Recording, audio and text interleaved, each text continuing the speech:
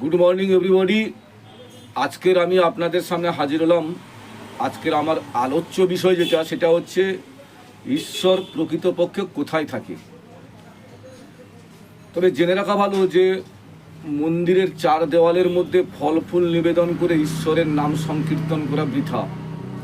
কারণ যিনি অসীম, যিনি অনন্ত, যিনি ত্রিগুণেশ্বর, তাকে অন্ধকার পাষাণ বেষ্টনীর মধ্যে বন্দি করে রাখা যায় না।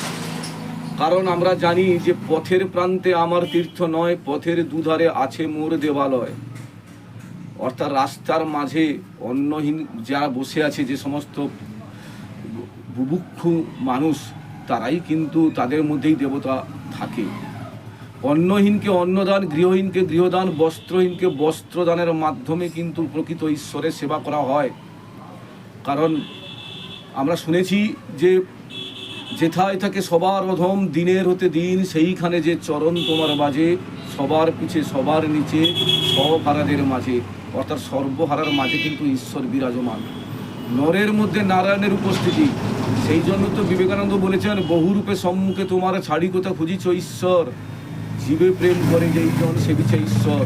অর্থাৎ মানুষকে মানুষের প্রতি অন্যায় অবিচার করে, মানুষ বা আমাদের পাড়া প্রতিবেশী, আমরা যে সিস্টেমের মধ্যে থাকি, আমাদের সমাজের মানুষকে অবহেলা করে ঈশ্বরের কিন্তু নাম সংকীর্তন করা বা ঈশ্বরের সেবা করা, এটা কিন্তু প্রকৃত অর্থে হয় না।